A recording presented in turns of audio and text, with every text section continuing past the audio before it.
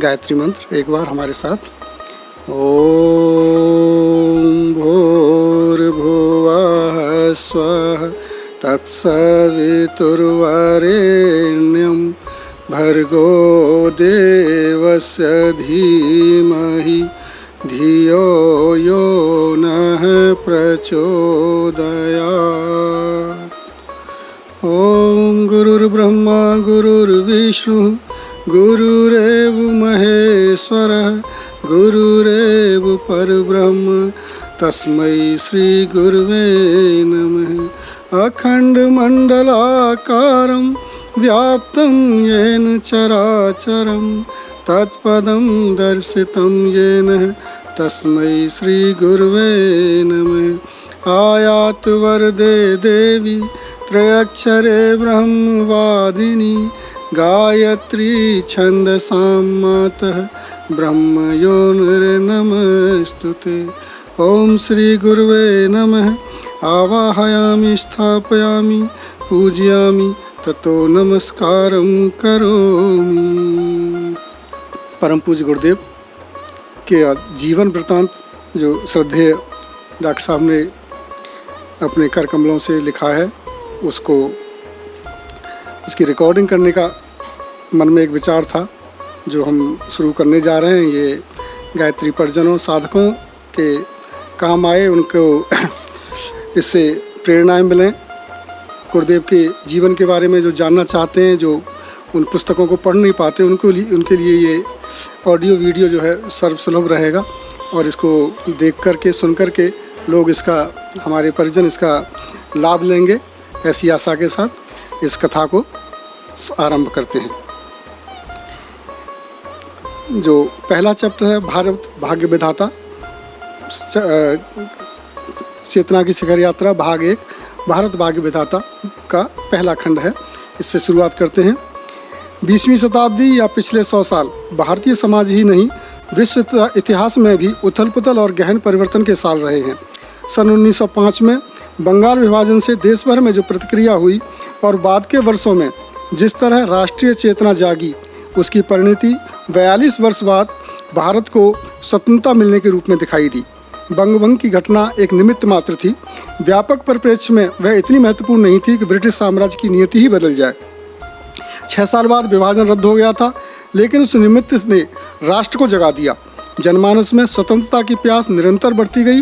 बंगाल के विभाजन ने माँ भारती की लाखों करोड़ों संतानों को अपना बोध कराया।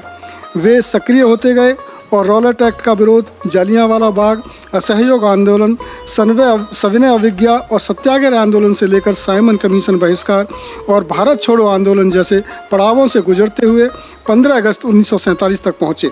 कितने ही आरोह और अवरोहों से होते हुए राष्ट्र की चेतना जिस शिखर पर पहुंची, उसकी अनुभूति प्रत्येक भारतीय को गौरव से अभिभूत कर देती है। 40 के दशक में मिली स्वाधीनता सिर्फ भारत के लिए ही नहीं, पूरे विश्व समाज के लिए, समूची मनुष्य जाति के लिए नई संभावनाओं के द्वार खोलती हुई आई थी। जिन दिनों यहाँ स्वतंत्रता आंदोलन लड़ा जा रहा था, उन दिनों दूसरे देशों में भी भारी उथल पुथल हो रही थी। सतही तौर पर देखने से उन संदर्भों में भारत की स्वाधीनता का विशेष महत्व प्रतीत नहीं होता। यह उपलब्धि, विजय या घटना, रूसी क्रांति, चीन में गणतंत्र की स्थापना और कम्युनिस्ट राज आने, आयरलैंड के स्वतंत्र होने या इजराइल के उदय जैसा ही एक अध्याय है। इतिहास के हजारों पन्नों में कुछ गिने चुने पन्ने हैं जो हिमालय से समुद्र तक फैले भूभाग की घटनाओं को सहज प्रभाव में अपने भीतर समेटे हुए हैं। सतही तौर पर तो भारत की स्वतंत्रता और भी सामान्य घटना थी। उस दृष्टि से देखने वालों के लिए यह उपलब्धि राष्ट्र के अपने पुरुषार्थ पराक्रम के बल पर नहीं, वैश्विक परिस्थितियों के दबाव से अनायास ही मिली मानी जाती है। दूसरे महायुद्ध में ब्रिटेन जर्जर हो गया था। वह भारत पर शासन करने में अक्षम हो चला था। वहाँ की आर्थिक, राजनीतिक और सामाजिक स्थिति इस योग्य नहीं थी कि भारत जैसे उपनिवेश पर शासन कर सके। अपनी विशेषताओं और दबावों के चलते ब्रिटेन ने मजबूरी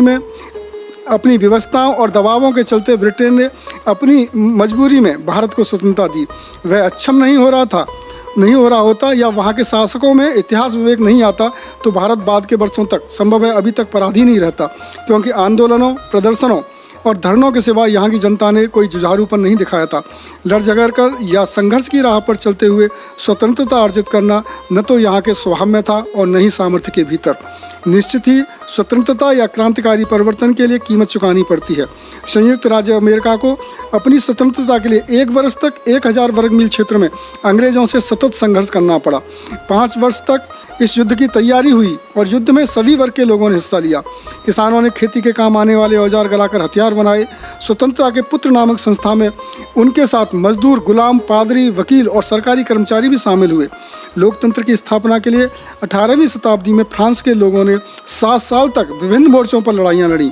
आर्थिक, प्रशासनिक, राजनीतिक और सामाजिक टकरावों में आसपास के देशों ने भी अवरोध उत्पन्न किए और संघर्षों को पेचीदा बनाया।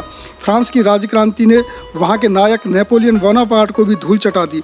इतिहास के विद्यार्थी जानते हैं कि कमोवेश 12 साल तक चली भीषण उलटफेर ने फ्रांस को एक मुकाम पर पहुँचाया। उस सतत संघर्ष ने वहाँ समानता, स्वतंत्रता और बंधुत्व के मंत्र को संभव करके योग्य दिशा दी। भारत को अपनी स्वतंत्रता के लिए न तो अमेरिका जैसा युद्ध लड़ना पड़ा और न ही लोकतंत्र के लिए फ्रांस की तरह बरसों युद्ध की आग में जलना पड़ा। इन देशों ने जिस राज्य या प्रभु देश के विरुद्ध युद्ध छेड़ा था वह ब्रिटेन ही था। फ्रांस की जनता ने ब्रिटेन के अलावा अपने यहाँ के शासकों से भी लोहा लिया। उनके सामने दोहरी चुनौतियाँ थीं और दोनों मोर्चों पर उन्हें भारी बलिदान देना पड़ा। सन 1919 में चीनी राज्य क्रांति और वर्षों की उथल पुथल के बाद जनवादी सरकार की स्थापना, रूसी क्रांति और जापान में राष्ट्रवाद के उदय जैसे अध्याय भी वहाँ के लोगों ने अपने रक्त से लिखे। हजारों लाखों लोगों ने इन परिवर्तनों के लिए अपना उत्सर्ग किया होगा। पहले और दूसरे विश्व युद्ध में Germany, Italy, Austria, Spain, Poland आदि देशों को वहाँ चले संघर्षों ने लगभग ध्वस्त कर दिया था। उस ध्वंस को झेलने और वापस उठे खड़े होने में इन देशों को जैसे कठिन प्रयत्न और संघर्ष करने पड़े, उसकी तुलना में भारतीय जनता ने कुछ खास बलिदान नहीं दिए। जिन क्रांतिकारियों और बलिदानियों ने भारत को स्वतंत्र कराने के लिए संघर्ष की राह चुनी, उनके उत्सर्ग को जरा भी कम करके नहीं आंका जाए। लेकिन यह तथ्य है कि 20वीं सदी का भारत औपचारिक संगठनों, थोड़े से असहयोग विरोध और शासकों तथा भारतीय नेताओं के सौहार्दपूर्ण वातावरण में हुई वार्ताओं के चलते ही मुक्त हो गया। निश्चित ही दूसरे महायुद्ध के दबाव और ब्रिटेन की जर्जर स्थिति भी कारण होंगे, लेकिन 1947 के बाद भी ब्रिटेन की हालत वैसी थी। बाद के 40 वर्षों में कम से कम 2 दर्जन देशों ने अपने भाग्य भविष्य का निर्धारण किया। उस निर्धारण के लिए संबंधित देशों को अपना अस्तित्व दांव पर लगाना पड़ा। साधारण प्रयत्नों या आंदोलनों, प्रदर्शनों, धरनों, बहिष्कार जैसे कोमल संघर्ष से ही भारत को स्वतंत्रता क्यों मिल गई? यहाँ के नागरिकों को दूसरे देशों की तरह उत्सर्ग क्यों नहीं करने पड़े? प्रत्यक्ष घटनाओं के आधार पर मूल्यांकन करने वाले समीक्षकों को यह कहने की छूट है कि विश्व की बदली हुई परिस्थितियां और अंतर्राष्ट्रीय दबावों के चलते यह देश अनायास ही स्वतंत्र हो गया। अंतर्दृष्टि रखने वाले सूक्ष्म जगत में होने वाली हलचलों को अपनी शुद्ध और सिद्ध चेतना से समझने की क्षमता रखने वाले सिद्धजनों की दृष्टि कुछ और ही देखती है। उनके अनुसार भारत की स्वतंत्रता एक दैवी योजना का भाग है। उस योजना के अनुसार विश्व को आध्यात्म युग में प्रवेश करना है। नए युग में यह प्रवेश भारत के नेतृत्व में ही संभव होगा, क्योंकि उसके पास संसार को देने के लिए एक विलक्षण संदेश है। यह मनुष्य जाति को नई दिशा देने की सामर्थ्य रखता है। भारत की स्वतंत्रता ईश्वरीय योजना का एक भाग है, तो यह देश पराधीन क्यों हुआ? इसका उत्तर देते हुए श्री अरविंद ने अपने पत्र वंदे मातरम के अप्रैल 1908 के अंक में लिखा था, हिंदुस्तान में इंग्लैंड का समय समाप्त हो चुका है। भगवान की इच्छा थी कि कुछ समय के लिए इंग्लैंड भारतवर्ष पर राज करे। सारी दुनिया यह देखकर चकित रह गई कि अंग्रेजों ने कितनी आसानी से सारे देश को हथिया लिया। लोगों ने सोचा कि अंग्रेजों की अप्रतिम प्रेरणा के कारण, प्रतिभा के कारण, उनके असामान्य गुणों के कारण संभव हो सका है। इंग्लैंड ने इस मान्यता को खूब बढ़ावा दिया और इससे लाभ भी उठाया। सच्ची बात तो यह है कि इंग्लैंड ने भारतवर्ष को कभी जीता ही नहीं। उसे क्यों और कैसे का पता लगे, उससे पहले ही भारत को उसके हाथों में सौंप दिया गया। सामान्यतः जिन लोगों ने इंग्लैंड के लिए काम किया, कुछ अपवादों को छोड़कर वे बहुत छोटे आदमी थे। भागवत कृपा के बिना वे यूरोप हो या कहीं का और इतिहास में अपने लिए कोई स्थान नहीं बना पाते। भारत को हराने का सहरा न तो जीतने वालों की विशेष प्रतिभा या क्षमता के सिर बांधा जा सकता है और न ही परतंत्र जाति की दुर्बलता को इसके लिए जिम्मेदार ठहराया जा सकता है। यह इतिहास का एक ऐसा चमत्कार है जिसकी व्याख्या नहीं की जा सकती। कहा जा सकता है कि एक ऐसा उदाहरण है जिसमें किन्हीं विशेष गुणों के बिना ही एक महान उद्देश्य सौंपा गया था और एक सौभाग्य विशेष उसकी निगरानी कर रहा था, वह अपना उद्देश्य पूरा कर सके।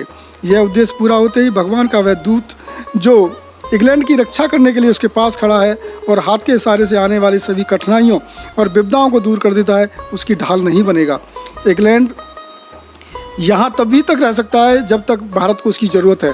ज़रूरत पूरी होते ही उसे हट जाना होगा, क्योंकि अंग्रेजी राज न तो अपने भुजबल से ही यहाँ आया है और न ही अपने बलबूते पर खड़ा है जो वह ठहर सके।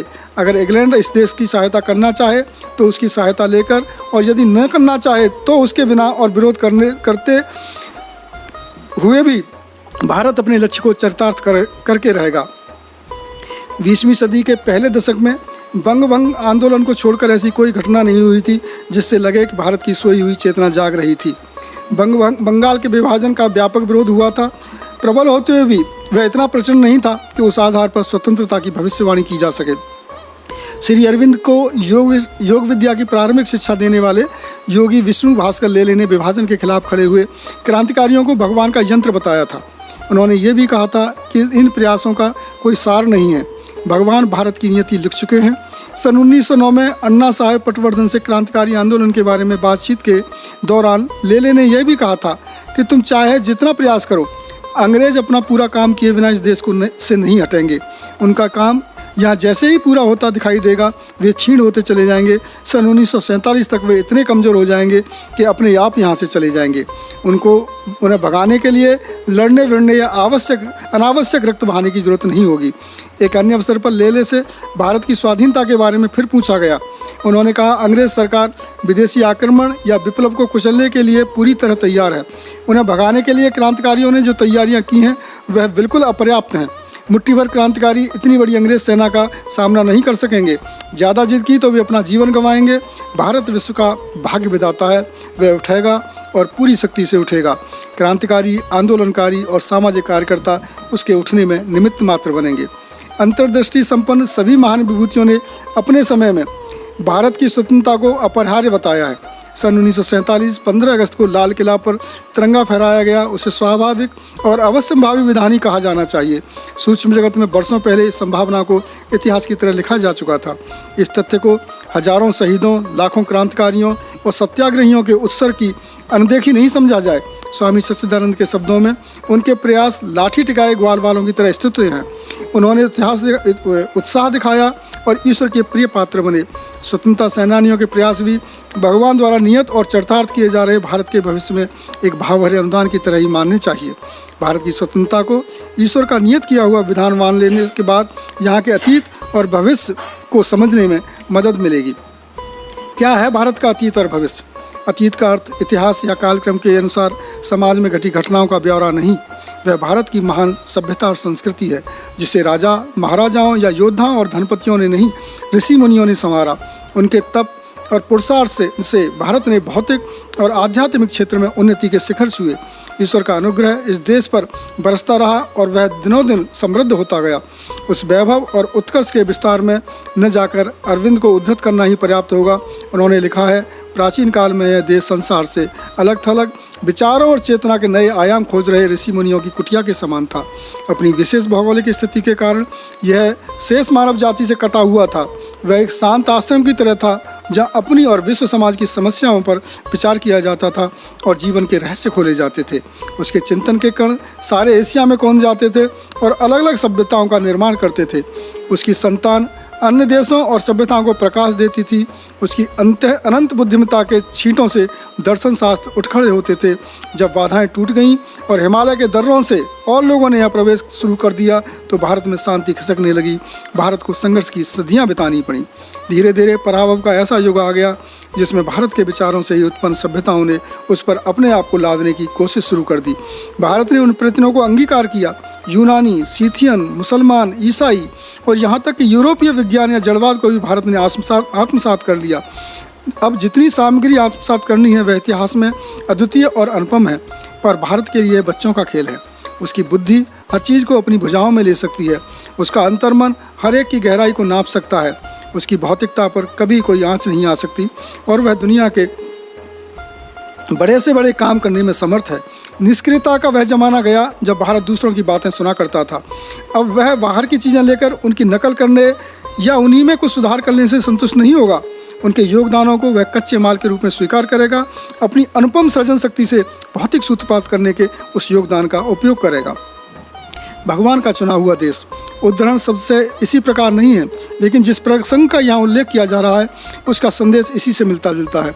सन 1972 का एक चर्चा प्रसंग है। गुरुदेव हिमालय के गुह्य प्रदेशों में करीब 1 वर्ष का अज्ञातवास बिताकर शांति कुंज लौटे थे।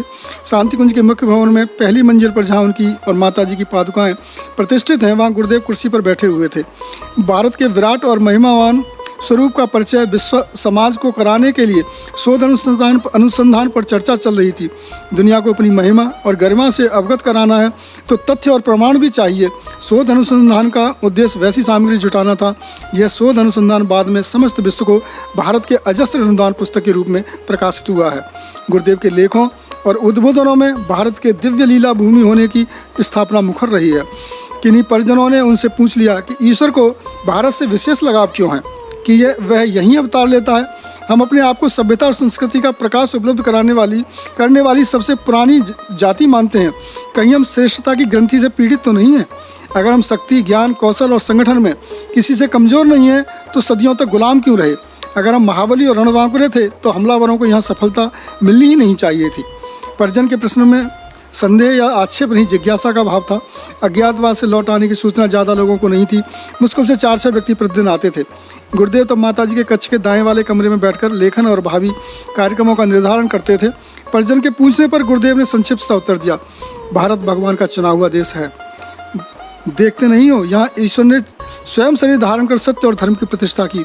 24 अवतार हुए हैं यहाँ। ऋषि, मुनि, योगी, यति और सिद्ध संतों की संख्या का कोई अनुमान ही नहीं लगाया जा सकता। दुनिया के और देशों में हुए संतों की गणना की जाए, उनकी विभूतियों का विवरण इकट्ठा किया जाए तो वह सब भारत में हुई अध्यात्म विभूतियों के एक अंश के बराबर नहीं होगा। जितने विचार, विश्वास और साधना संप्रदाय यहाँ हैं उतने संसार के बाकी सभी देशों को मिलाकर भी नहीं होंगे। यहाँ उन सभी विद्याधाराओं के सामंजस्य है जो कहीं और मुखर हो तो उनके अधिकारी विद्वान आपस में ही टकरा जाएं।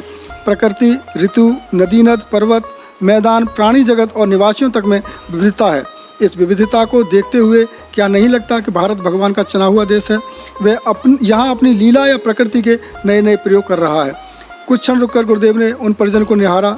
शब्दों में जितना कुछ कहा गया उससे कहीं ज़्यादा, कई गुना संदेश उस दृष्टि निक्षेप में संप्रेषित कर दिया गया।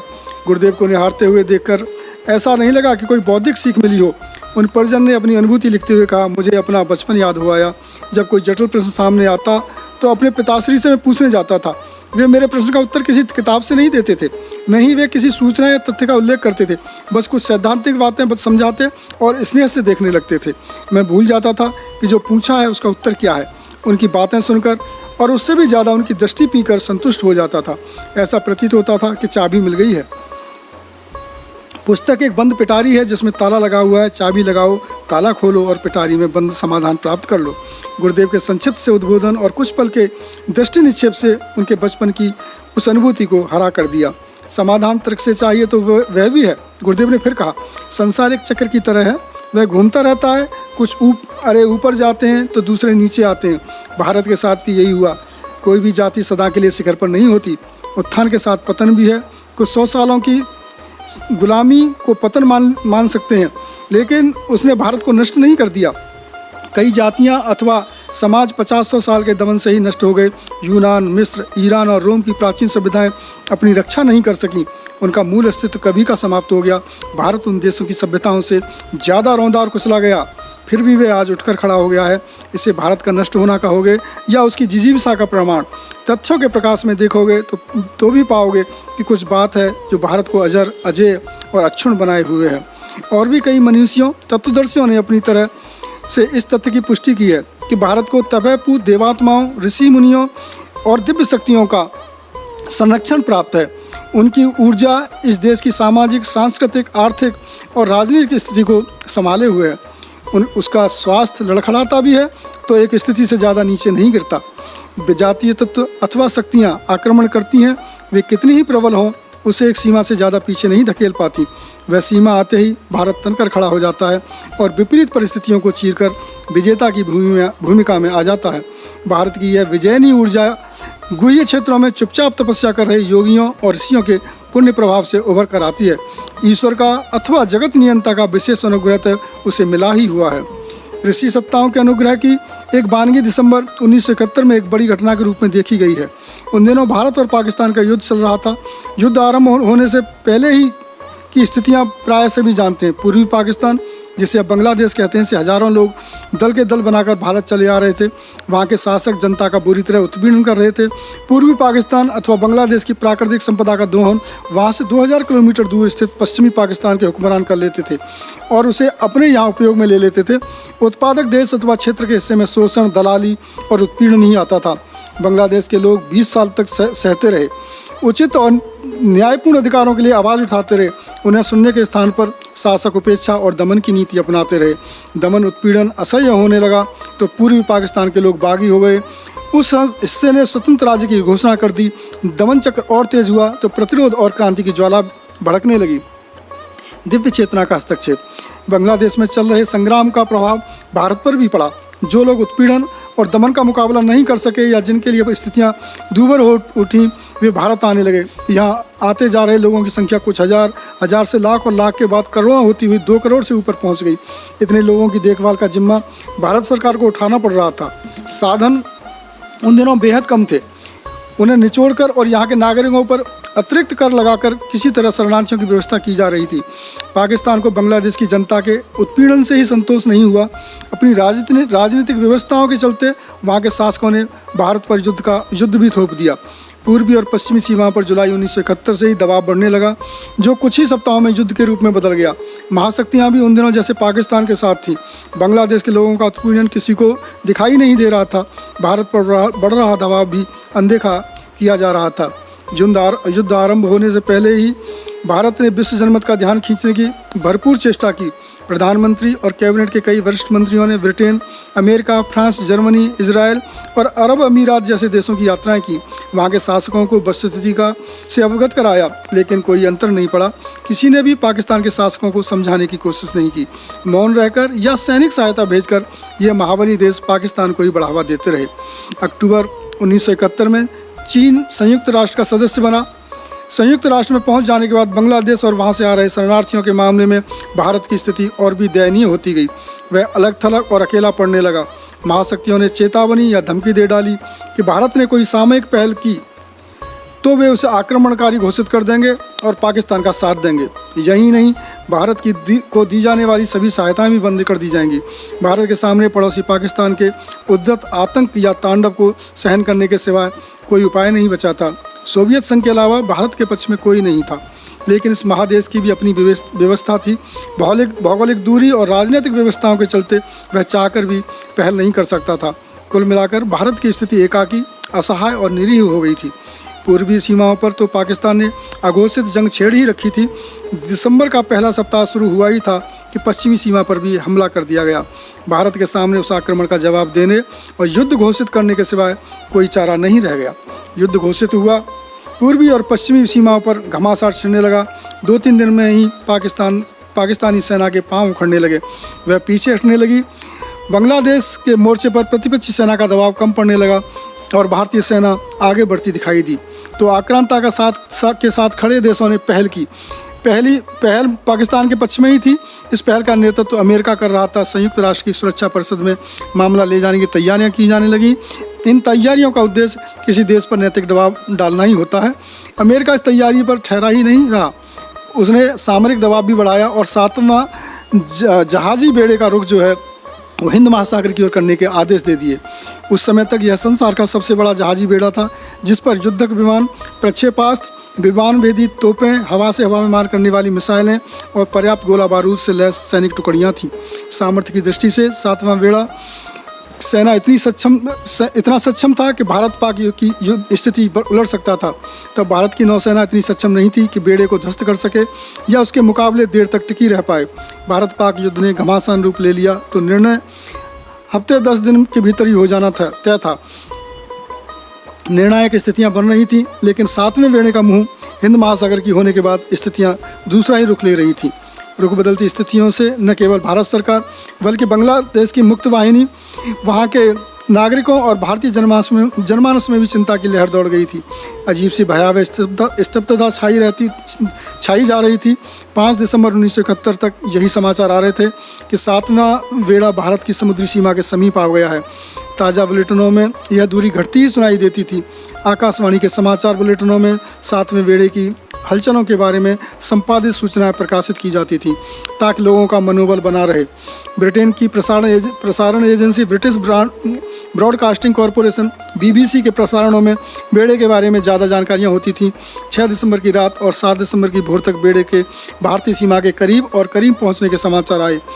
दिसंबर सन 1971 का 7वां तारीख सूर्योदय होने के बाद की पहली खबर थी कि बेड़े ने अपना रुख बदल लिया है और वह भारतीय सीमा से दूर खिसकने लगा है। क्या हुआ? रातों रात स्थितियां कैसे बदल गईं? कोई कूटनीतिक पहल नहीं, विश्व जनमत का कोई दबाव नहीं। अमेरिकी शासन व्यवस्था को बारीकी से समझने वाले बताते हैं कि इस स्तर पर पहुंचने के बाद वहां का सुरक्षा मुख्यालय पेंटागन अपना निर्णय कभी नहीं बदलता। जहाजी बेड़ा रवाना होने के बाद वापस लौटने का उदाहरण अमेरिकी इतिहास में एक भी नहीं है। सेनाओं के कूच करने, युद्ध की घोषणा होने और समर शुरू होने के बाद तुरंत वापसी या विराम होने की घटनाएं दूसरे देशों में भी घटी हैं। अमेरिकी प्रतिरक्षा मंत्रालय ने रातों रात निर्णय क्यों पलट दिया? युद्ध रोकने, बंद करने अथवा आक्रमण वापस लेने जैसे विलक्षण फैसले का अधिकार अमेरिकी राष्ट्रपति को ही है। तत्कालीन राष्ट्रपति रिचर्ड निक्सन के सामने अचानक ऐसी क्या व्यवस्थाएं आ गईं कि उन्हें बेड़ा वापस बुलाने का निर्णय लेना पड़ा? अमेरिकी मामलों के विश्लेषक इस प्रश्न का उत्तर आज तक नहीं ढूंढ पाए हैं। क्या कोई दैवीय हस्तक्षेप हुआ? श्रद्धालु जनों के मन में उस समय भी जिज्ञासा थी। राजनांद गांव के एक साधक मोहन देवांगन ने 7 दिसंबर 1971 की भोर एक सपना देखा कि अमेरिकी बेड़ा हिंद महासागर पार कर बंगाल की खाड़ी में प्रवेश कर रहा है। श्रीलंका की सीमा को धड़धड़ाता हुआ पार कर रहा है। गति क्षण प्रतिक्षण तेज होती जा रही है। कोई प्रत्यक्ष चिन्ह नहीं दिखाई दिया, लेकिन आभास हुआ कि समुद्र में ठीक उसी स्थान की सीध में पहुंचा जहां रामेश्वर सेतु बांधा गया था। उस जगह कुछ पत्थर तैरते दिखाई दिए। पत्थरों पर राम नाम खुदा हुआ था। स्वप्न में यह दृश्य देख रहे साधक ने देखा कि उन पत्थरों के बीच में एक बड़ा युद्धपोत स्पष्ट ही 7वां बेड़ा गुजर रहा है। अचानक जैसे बिजली कौंधती है और समुद्र का सीना चीर कर एक हाथ मुट्ठी बांधे प्रकट होता है। पहले मुट्ठी बाहर आती है, फिर कलाई और कोहनी तक बाहर आते हुए हाथ की ऊंचाई आकाश छूने लगती है। मुट्ठी खुलते ही पंजा चौड़ा होता दिखाई देता है और धीरे से युद्धपोत को ढक लेता है। इस तरह ढक लेता है कि पोत का कोई भी हिस्सा दिखाई देना बंद हो जाता है। अगले ही क्षण स्थिति सामान्य हो जाती है। समुद्र शांत है। साधक इस दृश्य को देखते हुए अनुभव भी कर रहे थे कि हाथ की आकृति लाल मसाल थामे हुए जैसी लगती है। साथ ही कुछ के अखंड द्वीप के सामने जप कर रही कुछ देव कन्याओं को भी इस तरह की अनुभूति हुई थी। 7वें बेड़े के वापस जाने की खबर प्रसारित होने से पहले वंदिनी माताजी ने प्रणाम के लिए आए साधकों से कहा था, अब खतरा टल गया है। इस युद्ध में भारत की जीत सुनिश्चित है। दुनिया की कोई भी शक्ति उसे परास्त नहीं कर सकती। युद्ध समाप्त होने के बाद देखना, भारत दिनों दिन प्रगति करेगा। उसे विश्व का मार्गदर्शन करने का दायित्व निभाना है और जल्दी ही वह इस योग्य हो जाएगा। अनेक साधकों को दिखाई दिए स्वप्न, आभास और अनुभूतियों के 10 दिन बाद युद्ध समाप्त हो चुका था और भारत ने अपने आप को सिद्ध कर दिखाया था कि वह सत्य और न्याय के मार्ग पर है। भौतिक दृष्टि से प्रत्यक्ष समर्थ नहीं दिखाई देते हुए वह दुनिया भर के अनुचित अवांछनीय विरोध का सामना करने में सक्षम है। उसे पराभूत करना अब किसी के बस में नहीं। विजय के बाद भारत ने शक्ति, साधना और सिद्धि के क्षेत्र में दिनों दिन प्रगति की है। उसकी यह नीति पहले ही लिखी जा चुकी थी। भारत के पहले प्रधानमंत्री जवाहरलाल नेहरू ने 15 अगस्त 1947 के अपने प्रसिद्ध भाषण में जिससे नियति से साक्षात्कार घोषित किया था, वह नियति भी वर्षों पहले अंकित हो गई थी, लेकिन उसके अक्षर जिस समय उभरते दिखाई देने लगे थे वह सन 1911 का वर्ष था। परिस्थितियां बदलने लगी। सन 1911 का वर्ष भारतीय राष्ट्र के इतिहास में महत्वपूर्ण स्थान रखता है। 6 साल पहले वायसराय लॉर्ड कर्जन ने बंगाल का विभाजन कर दिया था। इस विभाजन ने भारत राष्ट्र को झकझोर कर जगा दिया। वायसराय के फैसले से लोगों में इतना रोष फैला कि वे अंग्रेजी माल का, विशेषकर इंग्लैंड से बने कपड़ों का बहिष्कार करने लगे। इन्हीं दिनों वंदे मातरम का उद्घोष किया जाने लगा। भारत को मातृभूमि और माँ के रूप में पूजने, उसे अंग्रेजी दास्ता के बंधनों से मुक्त कराने के लिए जनचेतना जगाई जाने लगी। सरकार को आंदोलन सहन नहीं हुआ, उसने फूट डालने और दमन करने की नीति अपनाई। आंदोलन में भाग लेने वालों को जुर्माने, सुविधाओं में कटौती और नौकरी आदि में रुकावट डालने की नीति अपनाई गई। फिर भी आंदोलन नहीं रुका तो दमन की नीति अपनाई गई। लोगों ने दमन का रोष और भड़का दिया। दमन ने लोगों का रोष और भड़का दिया। सशस्त्र विरोध और क्रांतिकारी गतिविधियां शुरू हो गईं। जन भावनाओं के आगे सरकार को झुकना पड़ा और सन 1911 में आखिरकार बंगाल के विभाजन रद्द कर दिया गया। इतिहासकार रमेश चंद्र मजूमदार लिखते हैं कि भारतीय जनता ने पहली बार प्रबल प्रतिरोध की भावना व्यक्त की। उन दिनों भारत के विभिन्न भागों में जिस तरह गुप्त समितियां बनने और सक्रिय होने लगी थीं, उसका स्पष्ट उद्देश्य अंग्रेजी राज को उखाड़ फेंकना था। न केवल बंगाल में बल्कि पंजाब और मद्रास जैसे दूरवर्ती प्रांतों में भी गहरी अशांति की आम हालत थी। सरकार की कठोर कार्रवाइयाँ भी क्रांतिकारियों को रोक न सकीं। वह उबाल बंग को वापस लेने के सिवाय किसी और कदम से थकने वाला नहीं था। दिसंबर 1911 में दिल्ली दरबार के समय सम्राट जॉर्ज पंचम और महारानी ने बंगाल विभाजन को रद्द कर दिया। विपरीत हुआ अनुकूल। दिल्ली दरबार की दूसरी घोषणा में भारत की राजधानी कलकत्ता से बदलकर दिल्ली ले जाने का निर्णय किया गया। दोनों घोषणाएं एक दूसरे की पूरक साबित हुई। राजधानी यहाँ ले आने से क्रांतिकारियों का उबाल थोड़ा ठंडा हुआ। वह उसी तरह विस्फोटक रूप लेता जाता तो संभव था कि स्वतंत्र चेतना जगाने का काम वर्षों तक प्रभावशाली ढंग से नहीं चलता। अंग्रेजी सरकार को यह लाभ हुआ कि वह जन आक्रोश का तुरंत शिकार होने से बच गई। इस फैसले में मुख्य भूमिका रखने वाले वायसराय लॉर्ड हार्डिंग्स की आलोचना हुई। वहाँ के अंग्रेज अधिकारियों और ब्रिटेन के लोगों ने उसे खूब बुरा भला कहा, लेकिन समय ने सिद्ध कर दिया कि उसका फैसला सही था। 3 साल बाद पहला विश्व युद्ध छिड़ गया। भारत के राजा महाराजाओं और समाज के श्रेष्ठ वर्ग ने अंग्रेजों का खुलकर साथ दिया। युद्ध समाप्त होने के बाद अंग्रेज सरकार अपने कई वायदों से मुकर गई, लेकिन भारतीय समाज में आत्मविश्वास और जागरण की जो लहर उत्पन्न हुई थी वह निरंतर तीव्र होती गई। 1911 की राजनीतिक घटनाएं भारत की भावी दिशा तय करने वाली हलचलें थीं। उस वर्ष को देश का भविष्य निश्चित करने वाला वर्ष भी कह सकते हैं। सामाजिक और सांस्कृतिक दृष्टि से भी उन दिनों कई महत्वपूर्ण गतिविधियां चल रही थीं। उस वर्ष भारतीय धर्म और अध्यात्म की एक महत्वपूर्ण आस्था को कई नई अभिव्यक्ति भी मिली। नवजागरण के उस दौर में राजा राम मोहन राय, केशव चंद्र सेन, महर्षि देवेंद्र नाथ ठाकुर, महादेव गोविंद रानाडे, गोपाल कृष्ण गोखले, लोकमान्य तिलक आदि चिंतक और नेता भारत के स्वर्णिम अतीत और आंतरिक वैभव का साक्षात्कार आ रहे थे। मैडम ब्लेवाट्स्की, कर्नल आलकाट, एनी बेसेंट आदि यूरोपीय विद्वान भारतीय अध्यात्म के गीत गा रहे थे। स्वामी विवेकानंद ने पश्चिम में भारतीय धर्म संस्कृति का जो विजय उद्घोष किया था, उसकी गूंज इन विभूतियों की वाणी और कर्म में सुनाई देती थी। पश्चिमी विद्वान भारतीय धर्म दर्शन के तात्विक रूप की मुक्त कंठ से सराहना करते थे। उस आधार पर नए विश्व की रचना का स्वप्न भी देखते थे, लेकिन उन्हें यहाँ के कई प्रचलनों से भारी परहेज था। कुछ भारतीय विभूतियाँ और प्रवृत्तियाँ भी इस धारा को अपनाए हुई थी। रामधारी सिंह दिनकर ने उस स्थिति का विश्लेषण करते हुए लिखा है, ये लोग केवल संशोधित हिंदुत्व का समर्थन करना चाहते थे, किंतु केवल संशोधित हिंदुत्व के साथ समग्र हिंदुत्व का त्राण नहीं था। आखिर इस बात का क्या जवाब था कि इन सुधारकों और प्रगतिशील विचारों के बावजूद सारी जनता पत्थर को पूज रही थी, राम और कृष्ण को अवतार मान रही थी एवं प्राणों और पुरोहितों को छोड़ने के लिए तैयार नहीं थी। उस समय का हिंदुत्व ईसाईयत का भारतीय संस्करण हो गया था। एनी बेसेंट ने संशोधित या तथाकथित प्रगतिशील हिंदुत्व को अधूरा और खंडित बताया। उन्होंने केवल वेद, उपनिषद और गीता के तत्वज्ञान की विवेचना ही नहीं की, बल्कि स्मृति, पुराण, धर्मशास्त्र और महाकाव्य से जहाँ जो भी संदर्भ मिले सनातन धर्म के समग्र रूप का आख्यान आरंभ कर दिया। इंग्लैंड में जन्मी और वहीं शिक्षित हुई पली बड़ी एनी बेसेंट के मुख से पुनर्जन्म, अवतार, देवता, योग, जप, तप, अनुष्ठान, सिद्धियाँ और 84 लाख योनियों की बात सुनकर वे भारतीय भी अचकचा कर उठ गए, जो आधुनिक सुधारवादियों के प्रचार से संशय में पड़ गए थे। प्रचार के प्रभाव से वे अपने आप को लज्जित भी अनुभव करने लगे थे। सन 1914 में उन्होंने अपने एक भाषण में कहा था कि सनातन धर्म की रक्षा भारत और यहाँ के लोग ही कर सकते हैं। अपने 40 वर्ष के गंभीर चिंतन के बाद मैं इस निष्कर्ष पर पहुंची हूं कि सनातन धर्म विश्व के सभी धर्मों से ज़्यादा वैज्ञानिक, गहन और आध्यात्मिकता से परिपूर्ण है। इसकी रक्षा यहीं के लोग कर सकते हैं। हम बाहरी लोग आपकी जितनी चाहे प्रशंसा करें, आपका उद्धार आपके ही हाथ में है।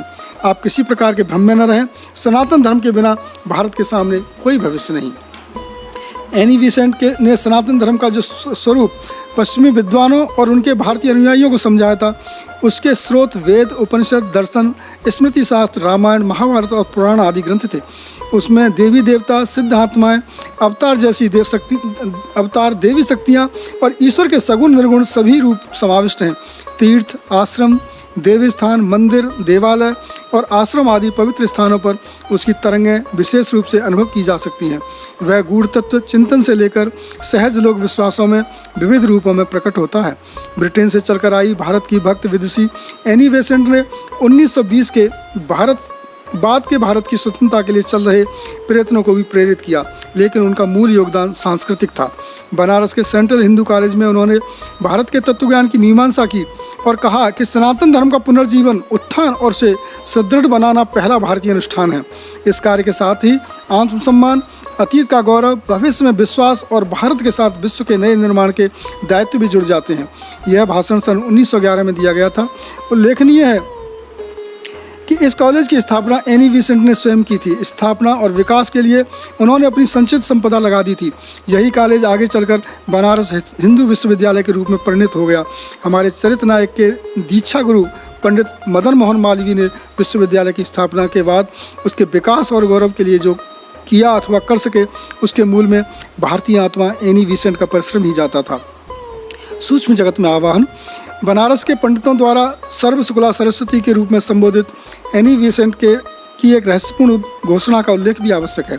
मूलतः यह घोषणा थियोसॉफिकल सोसाइटी या ब्रह्म विद्या समाज की संस्थापक मैडम ब्लेवाट्स्की की है। सोसाइटी या समाज के अनुयायी मानते हैं कि हिमालय के शरीरधारी और अशरीरी कई सिद्ध संतों से मैडम ब्लेवाट्स्की के संपर्क हैं।